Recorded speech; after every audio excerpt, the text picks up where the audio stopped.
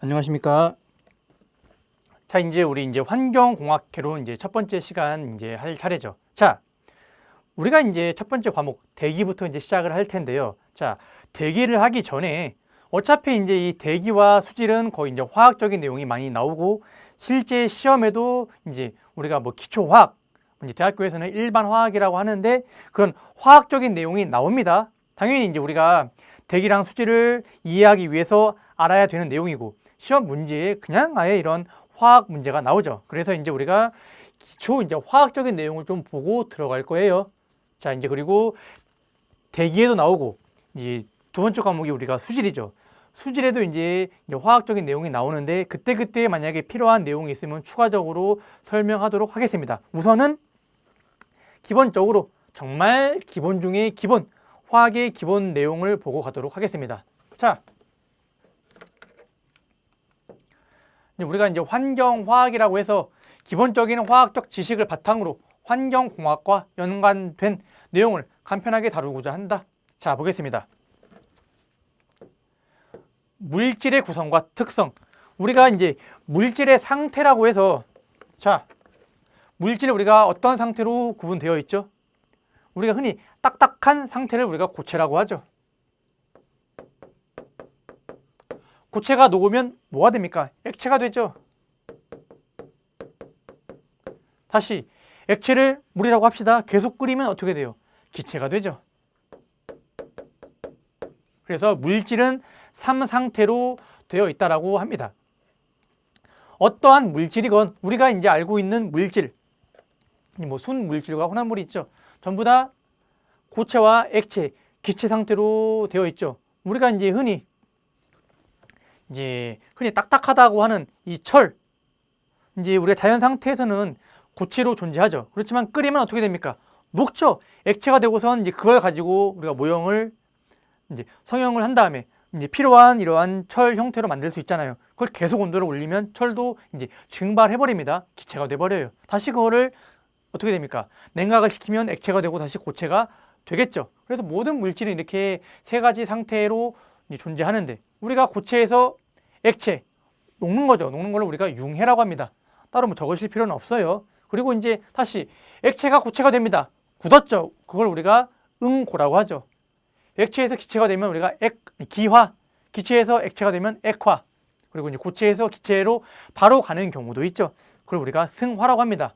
반대의 경우도 똑같아요. 둘 다 승화라 그래요. 어떤 것들이 있죠? 고체에서 액체 바로 가는 거, 드라이 아이스, 또 나프탈렌 같은 경우가 있죠. 자, 우리 아이스크림 가게 가면 포장을 해갈 때 녹지 말라고 차가운 고체에 넣어주잖아요. 그걸 우리가 드라이 아이스라 그러죠. 드라이 아이스는 그냥 CO2입니다. 이산화탄소를 얼린 거예요. 그런데 녹을 때 어떻게 되나요? 액체 상태로 갔다가 녹나요? 그냥 바로 기체로 날아가 버리죠. 그래서 고체에서 액체 상태를 거치지 않고 바로 그냥 기체로 가는 경우도 있다. 둘 다 이거를 승화라고 합니다. 자, 그래서 이 물질의 상태가 변할 때 뭐라고 하는지 정도는 우리가 알고 있어야 되죠. 나프탈렌 지금은 많이 없지만 예전에 공공 화장실 같은데 냄새가 많이 나잖아요. 그래서 탈취제로 많이 쓰죠. 뭐 통 안에 이런 플라스틱 통 안에 하얀 거 넣어 놓잖아요. 바로 그냥 기체로 바뀌면서 냄새가 나죠. 나프탈렌 이런 것들이 있습니다. 자, 그래서 우리가 물질은 어떻게 구분합니까? 순물질과 혼합물로 구분을 합니다. 순물질은 자, 어떠한 한 원소로 되어 있는 물질, 뭐 산소 같은 경우, 뭐 탄소 같은 경우가 있겠죠. 그리고 화합물은 뭐냐면 두 가지 원소가 결합을 한 물질을 말합니다. 그래서 물 같은 경우에는 H2O죠. 수소와 산소가 결합되어 있는 물질. 소금 같은 경우에는 NaCl. 나트륨과 염소가 같이 결합이 되어 있잖아요. 그런데 순물질은 뭐다? 하나로만 되어 있는 물질. 산소 O2, 탄소는 C. 뭐 또 뭐가 있을까요? 뭐 정린 같은 경우에는 P. 이런 식으로 하나로만 되어 있는 물질들이 있죠. 철, 뭐 Fe. 이런 물질들. 자, 그 다음에 혼합물을 보겠습니다. 혼합물은 이러한 화합물이 두 개 섞여 있다라고 생각하시면 되겠습니다. 그래서 균일 혼합물. 균일 혼합물은 우리가 자, 소금이랑 물 섞으면 소금 물이 되죠. 눈으로 우리가 구분됩니까? 안 됩니까? 안 되죠. 안 되는 거를 균일 혼합물. 자, 소금 물을 보면 우리가 분명히 투명한 물인데 여기는 소금이고 이거는 물이다. 구분이 안 되잖아요. 설탕 물도 그렇죠. 불균일 혼합물은 우리가 구분할 수 있습니다. 자, 토양이나 암석. 이 암석 같은 경우에도 어떻게 되어 있습니까? 아주 여러 가지 물질이 섞여 있는데 보면 구분되잖아요. 뭐 화강암 같은 경우에도 여기는 검었고 여기는 약간 회색이고 이런 게 구분이 되고, 토양 같은 경우에도 그 알갱이 하나마다 전부 다 다른 이제 구성 성분으로 되어 있을 거 아닙니까? 구분이 되죠. 뭐 흙탕물 같은 경우에도 시간이 지나면 물은 위에 있고 이제 이런 모래나 흙 같은 경우에 바닥으로 가라앉을 거 아닙니까? 우리가 이제 육안으로 구분이 되죠. 그런 것들을 우리가 불균일 혼합물이라고 합니다. 자, 그래서 이제 볼까요? 원소의 특성. 우리 원소는 뭔지 아시죠? 특성에 따라서 주기율표에서 구분된다. 다음 페이지에 주기율표 볼 겁니다. 금속, 비금속으로 나뉘며 수은을 제외한 모든 금속은 고체다. 수은은 우리가 이제 자연 상태, 우리 일반적으로 생활하고 있는 이 상태에서 액체로 존재합니다. 그래서 수은 액체 우리 어디서 볼 수 있죠? 빨간색 체온계 있죠? 체온계 안에 들어가 있는 그 물질이 수은입니다. 그래서 체온계 깨지면 잘 치워야 됩니다. 피부에 닿으면 안 돼요. 수은은 중독을 일으키고 아주 인체에 해롭기 때문에 잘 다뤄야 되죠. 이제 간단한 문제 한번 볼까요? 불균일 혼합물인 것은 암석이겠죠. 화합물로 옳은 것은, 화합물은 뭐가 되나요? 물과 소금 같은 게 화합물이죠. 봤던 내용이니까 너무 간단하죠. 자, 주기율표를 한번 이제 우리가 볼까요? 많이 봤었죠? 학교 다닐 때 주기율표. 자, 주기율표는 뭔가요? 원소들을 어떠한 이 성질에 따라서 구분을 해놓은 겁니다. 족과 주기로 구분을 해놓은 거고, 이 러시아의 이제 과학자 멘델레예프가 만든 거죠. 그래서 왜 이렇게 만들어놨냐? 일정한 법칙이 있겠죠. 그래서 우리가 중요한 건 1족과 2족 여기까지 보고 그 다음에 우리가 이제 여기서부터 다시 보면 됩니다. 자, 우리가 1족을 알칼리 금속이라고 하고 2족을 알칼리 토금속, 그리고 이제 17족을 할로겐, 그리고 18족을 비활성 기체, 뭐 16족은 우리가 산소족, 여기는 뭐 질소족, 탄소족이라고도 합니다. 자, 그리고 여러분들이 색깔이 이제 약간 구분이 되시죠? 여기는 좀 더 진하고 여기는 안 진하잖아요. 자, 더 진한 게 비금속이라고 합니다. 그리고 안 진한 걸 우리가 금속이라 그래요. 그래서 우리가 이제 알고 있는 금속 뭐가 있나요? 이제 여러분들이 좋아하는 AU 금, FE 철, 뭐 크롬, 나트륨, 마그네슘, 리튬, 베릴륨 이런 것들을 우리가 금속이라고 하고, 여기 있는 산소, 플로르, 뭐 염소, 뭐 질소, 보통 우리가 일반적으로 기체라고 알고 있는 물질들이 있죠. 이런 것들을 우리가 비금속이라고 합니다.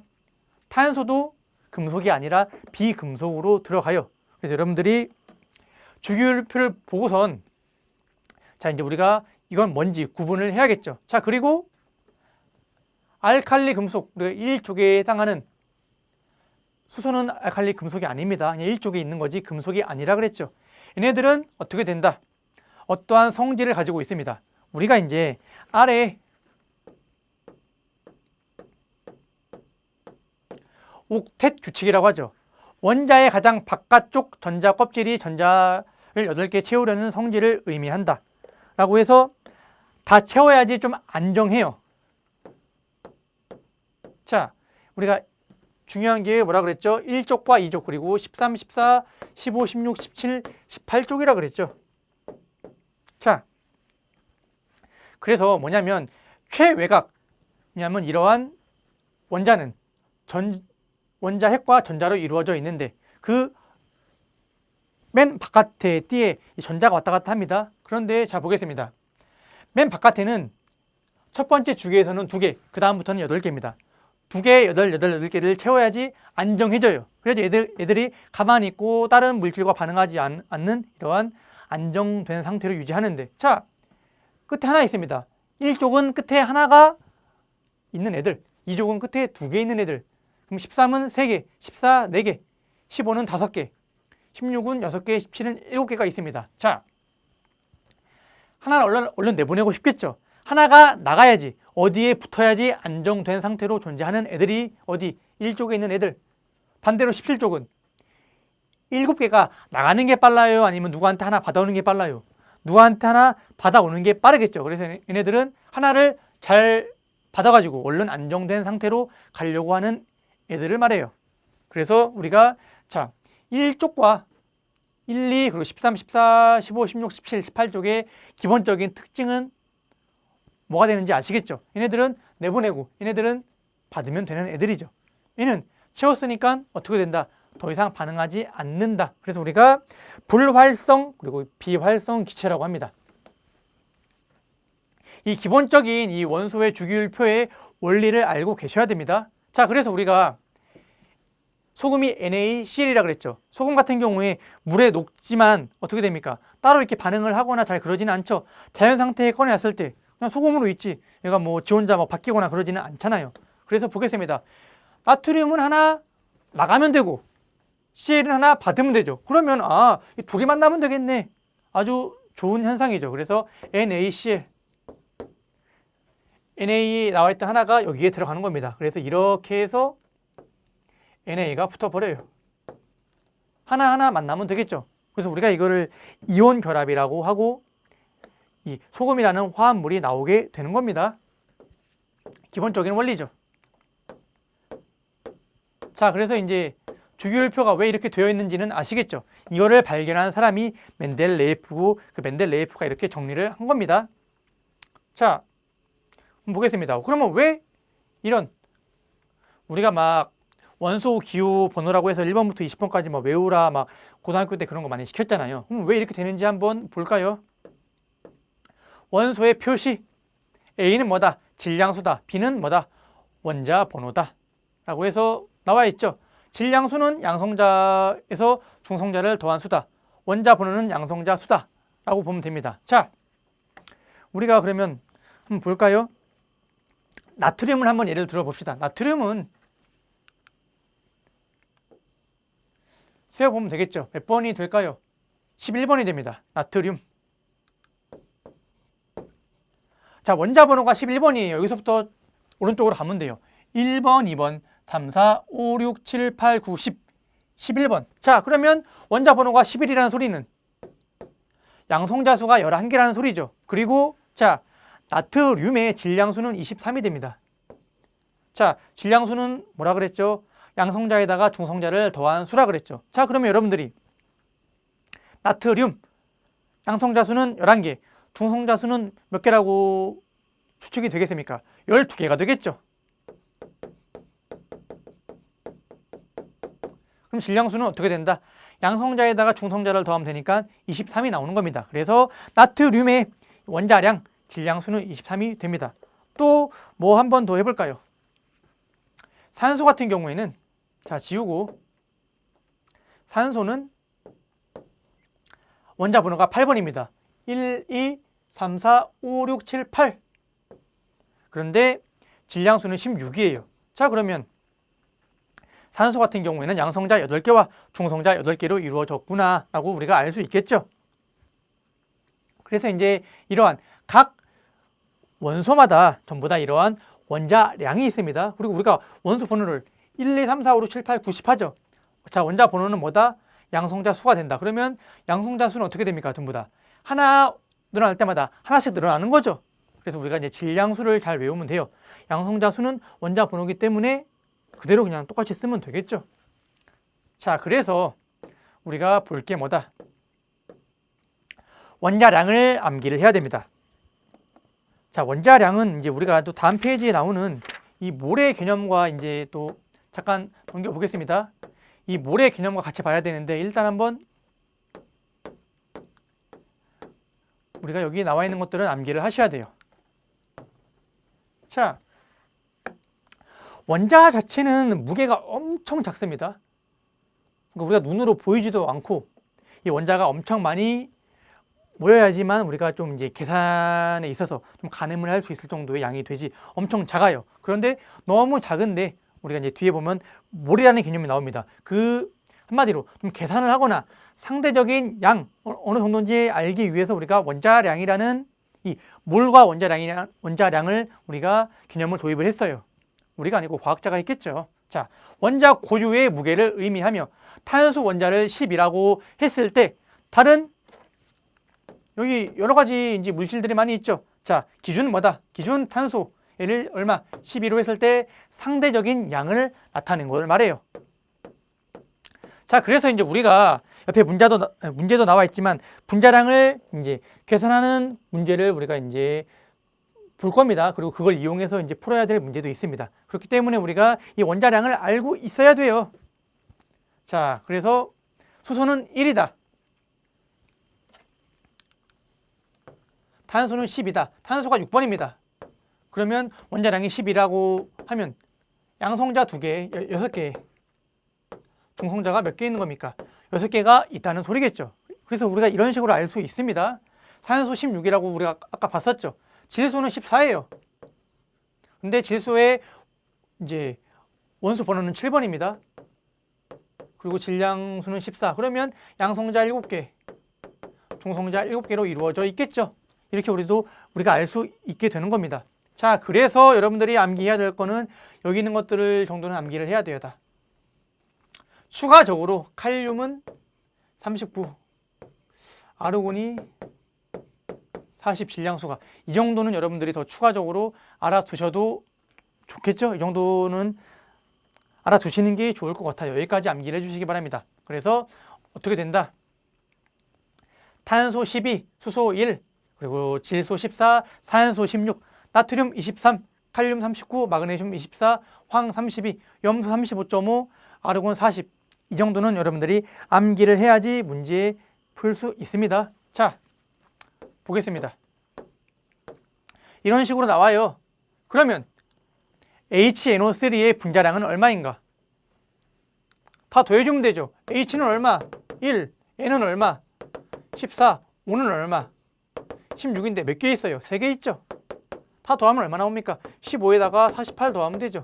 63이 나오겠네요. 정답 4번. 자, 분자량 어떻게 이제 구하는지 알겠죠? 보통 이게 주어질 수도 있지만 안 주어질 수도 있다는 점. 그래서 여러분들이 어떻게 된다? 책에 나와 있는 것은 암기를 해야 됩니다. 이러한 문제도 맞출 수 있겠죠. H2SO4, 이거 우리가 황산이라고 합니다. 분자량 얼마인가? 자, H는 1이잖아요. 1이 몇 개? 2개 있죠. S는 32, O는 16인데 몇 개 있습니까? 4개 있잖아요. 그럼 다 더하면 34에 64를 더하면 되죠. 그러면 98이 나오나요? 정답 2번. 그래서 자, 특히나 이제 분자량을 직접 구하라고 하는 이런 쉬운 문제도 나올 수 있겠지만 이 분자량을 이용해서 우리가 이제 계산 문제를 풀어야 되기 때문에 그런 문제가 이제 기출 문제에도 있습니다. 무조건 암기를 해야겠죠. 정말 기초 중에 기초입니다. 자, 여기서는 왜 원자량이라고 하고 여기서 분자량이라고 하죠. 이 원자와 분자에 대해서 우리가 간단하게 한번 보도록 하겠습니다. 자,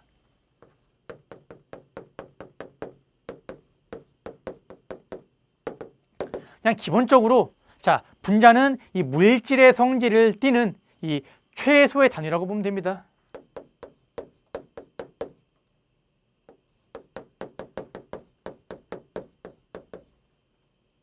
성질을 나타내는, 띠는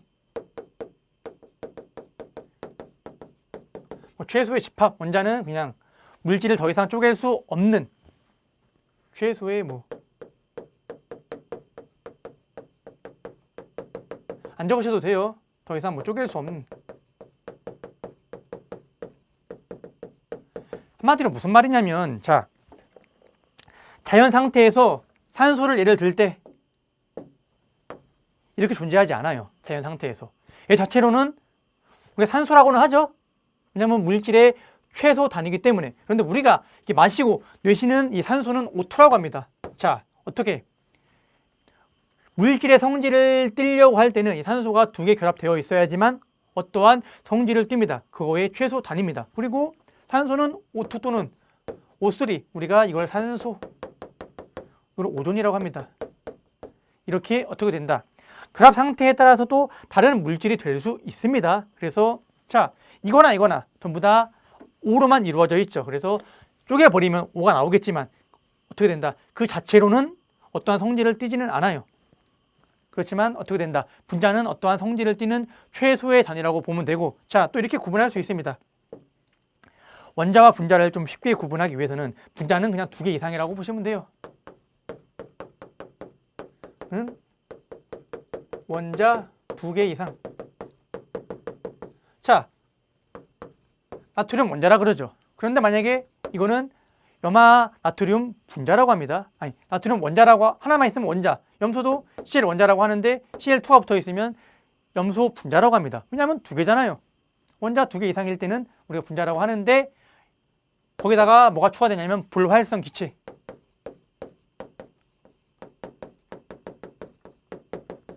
자, 얘네들은 제가 뭐라 그랬죠? 안정된 상태이기 때문에 다른 물질과 결합하지 않는다 그랬죠. 그래서 이 자체로도 어떻게 됩니까? 결합하지 않고 나는 혼자 있을래 라고 하고 이 혼자 자체로도 어떠한 물질의 성질을 띱니다. 그래서 자, 여기 있는 애들은 2개 이상 있어야지 이 분자가 되고 얘네들은 이 자체로도 분자가 됩니다.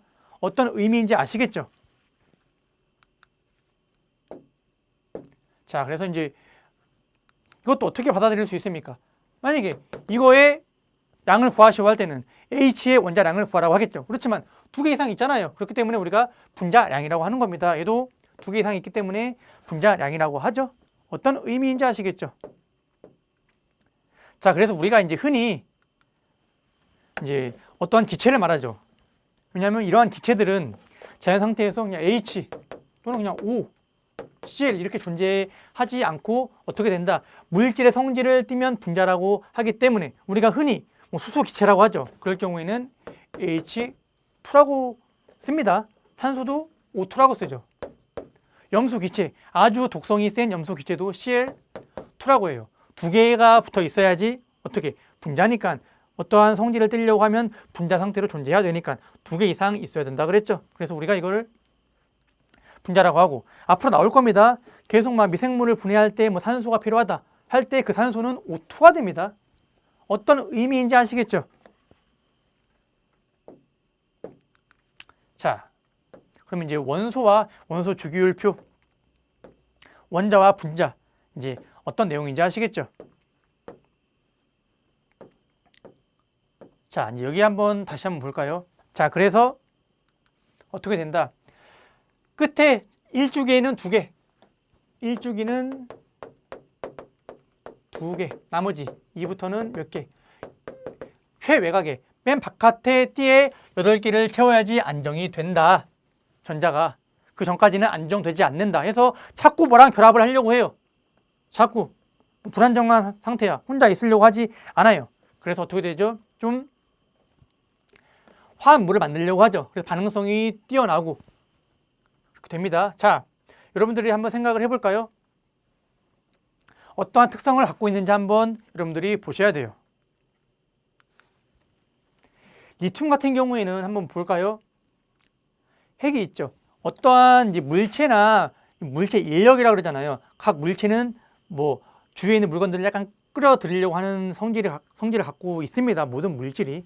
그래서 우리 뭐 중력도 존재하고 사람 간에 이제 뭐 물체 간의 인력도 존재를 하는 거죠. 자, 그런데 어떻게 돼 있어요?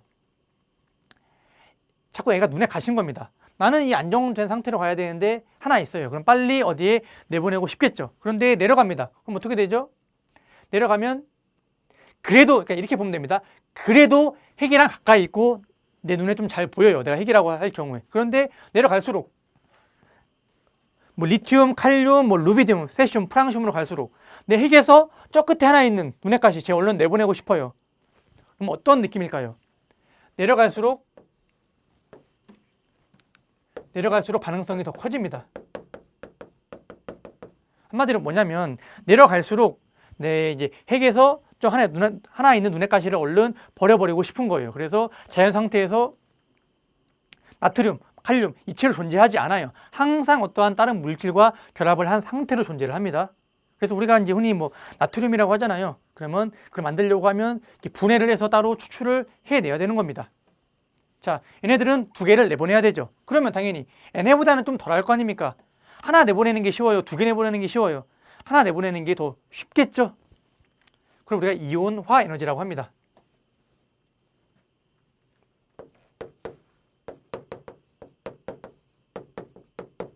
이온을 만들려고 하는 에너지. 자, 얘네들은 하나만 내보내면 뭐 이제 이온 상태가 되기 때문에 쉽죠. 근데 이제 채워지죠. 슬슬 얘는 세 개만 내보내면 되고, 이제 여기서부터는 세 개를 받으면 되는 거죠. 얘네들은 어떻게 됩니까? 두 개를 받으면 되는 거고, 얘네들은 하나만 받으면 되는 거고. 자, 그래서 이제 우리가 기본적인 화학 결합의 원리를 한번 보겠습니다. 이온 결합의 원리인데, 자, 나트륨은 하나만 내보내면 되죠. 산소는 두 개를 받으면 돼요. 그럼 두 개 결합을 하면 어떻게 될까요? 얘는 하나만 내보내면 되고 얘는 두 개를 받아야 되니까 나트륨이 두 개 봐야 되잖아요. 이게 나트륨과 산소의 화합물이 됩니다. 그래서 이걸 우리가 산화 나트륨이라고 해요. 이런 화합물들은 뒤에서부터 앞으로 읽어요. 산소죠. 산소화된 나트륨이다. 자, NaCl 아까 말했죠. 염소 나트륨이잖아요. 그래서 염소화된 나트륨. 그래서 우리가 이거를 염화 나트륨 이렇게 읽습니다. 어떻게 읽는지는 아시겠죠? 그러면 이제 자, 딴 거 한번 볼까요? 마그네슘과 염소가 붙으면 어떻게 되나요? 마그네슘은 두 개를 내보내면 되고 염소는 하나만 받으면 되죠. 그러면 자, 마그네슘은 두 놈을 내보내야 되고 염소는 나 하나만 받을래 라고 하겠잖아요. 그럼 어떻게 됩니까? 마그네슘 하나에 염소는 두 개가 오겠죠. 그래서 이게 마그네슘과 염소의 화합물이 됩니다. 이걸 우리가 염소화된 마그네슘이죠. 염화 마그네슘 이렇게 우리가 읽는 거예요. 그래서 어떻게 된다? 최외곽의 8개를 전부 다 채우려고 하는 이런 성질을 가지고 있다. 그래야지 안정된 이제 화합물의 형태가 된다라고 우리가 알고 있으면 됩니다. 자, 이러한 화학 결합에는 여러 가지가 있습니다. 지금 제가 설명한 것은 이온 결합이고 그거 말고도 뭐 전자쌍을 공유하는 뭐 공유 결합, 뭐 배위 결합, 뭐 수소 결합 이런 것들이 있는데 거기까지는 여러분들이 굳이 알 필요까지는 없을 것 같습니다. 그냥 이렇게 결합을 한다라고만 우리가 알고 있으면 돼요. 자, 그래서 원자과 전자라고 하는 것은 뭐냐면 최외곽 전자 중 결합에 참여하는 전자로 18쪽을 제외한 모든 원소들은 어떻게 된다? 원자과 전자가 최외곽 전자가 됩니다. 그래서 끝에 있는 애들 결합에 참여하는 전자를 우리가 원자과 전자라고 합니다. 여기는 그럼 전부 다 7개, 여기는 6개가 되겠죠. 이거를 말하는 거예요. 참여하는 전자를, 끝에 있는 숫자를. 중요한 내용은 아닙니다. 자, 그래서 한번 보겠습니다. 금속의 이온화 경향은 좀 중요해요. 자, 이온화 경향이 클수록 전자를 방출하여 양이온 상태가 되기 쉬우며 강한 환원의 역할을 한다. 한마디로 이는 최외곽 전자가 적을수록 전자 껍질이 많을수록 크며 전자를 방출하여 안정한 상태가 되려는 것은 옥텟 규칙의 영향으로 생각할 수 있다. 자, 그래서 우리가 이 고등학교 이과를 나오면 화학을 배우잖아요. 그때 많이 암기를 했었죠. 칼카나마 아라, 철, 그리고 철, 코발트 대신에 뭐 니켈 주석이 들어올 수도 있고 코발트가 들어올 수 있는데 보통 그냥 우리 여기서부터 여기까지는 암기를 해주시면 됩니다. 자, 이게 뭘 말하냐면 이온화 경향 순서라고 해서 반응성이 더 큰 순서라고 보셔도 됩니다. 한마디로 예를 들어서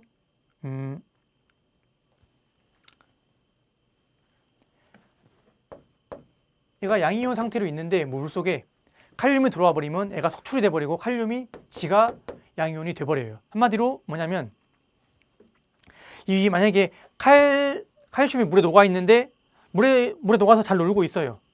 그리고 칼륨, 이제 금속을 넣어버립니다. 그러면 이렇게 됩니다. 내가 니보다 물이랑 더 친해. 너 나가. 하고선 이제 칼륨이 지가 이제 물에 섞이고 어떻게 되는 겁니까? 칼슘을 석출시켜버리는 겁니다. 그 순서를 말해요. 한마디로 누가 더 반응성이 뛰어나냐, 누가 더 불안정하냐라는 순서라고 보셔도 됩니다. 그래서 이 순서입니다. 예를 들어서 어떻게 됩니까? 막 아연이 있는 곳에 철을 넣어버리면 어떻게 됩니까? 내가 더 반응성 뛰어나잖아. 너 철 가만히 있어 라고 하는데, 자, 아연이 있는 곳에 마그네슘을 넣어버리면 어떻게 됩니까? 아연? 마그네슘 말하겠죠. 아연아, 내가 니보다 더 반응성이 뛰어나고 더 빨리 이온화 되고 싶은데 내가 있어야겠니? 너가 속출돼서 나가야겠니? 하면 아연이 내가 나갈게 이렇게 하고선 나가버리고 애가 양이온이 돼버리는 거겠죠. 자, 무슨 말인지 아시겠죠? 한마디로 이쪽으로 갈수록 반응성이 더 큽니다. 다시 어떻게 정리하면 되냐? 자, 나트륨이 있는 곳에 칼륨을 넣어버리면 칼륨이 양이온이 되고 나트륨이 석출돼요. 그런데 나트륨이 있는 곳에 아연이나 철을 넣어봤자 아무렇지가 않아요. 그냥 그 상태가 유지가 됩니다. 무슨 말인지 아시겠죠? 그래서 저 순서를 여러분들이 암기를 해 주셔야 됩니다. 왜냐하면 제가 아까 말했죠. 이 순서 때문에 그래요. 그래서 아까 설명한 거 기억나시나요? 그나마 좀 올라갈수록 반응성이 좀 떨어진다 그랬죠. 왜냐하면 그래도 니튬 입장에서는 끝에 하나 있지만 미혼 자식이지만 에이 그래도 내가 챙겨야지 라고 하는데, 나트륨 같은 경우에는 난 자식이 좀 더 많으니까 끝에 있는 애 나가. 여기 아래에 칼륨이 있어요. 그래서 이 이온화 경향 볼까요? 나트륨보다 칼륨이잖아요. 왜 이렇게 된다? 칼륨은 이 띠가 하나 더 있습니다. 여기 다 채워졌어요. 칼륨은 여기 띠가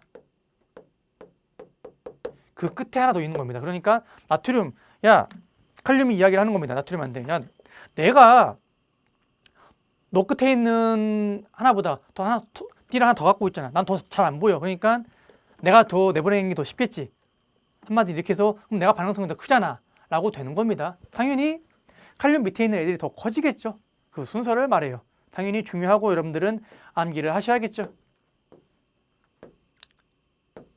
자, 그래서 이제 여러분들 문제를 한번 보면 볼까요? 산소의 최외곽 전자는 몇 개인가? 6이잖아요. 16. 정답 3번 6. 화학적으로 안정한 형태를 띠는 원소는 여기 있는 애들을 말해요. 헬륨, 네온, 아르곤, 크립톤 이런 애들. 여기 중에선 헬륨이 답이겠네요. 이런 식으로 여러분들이 문제를 풀면 됩니다. 자, 그러면 이제 첫 번째 시간은 여기까지 하도록 하겠습니다. 수고하셨습니다.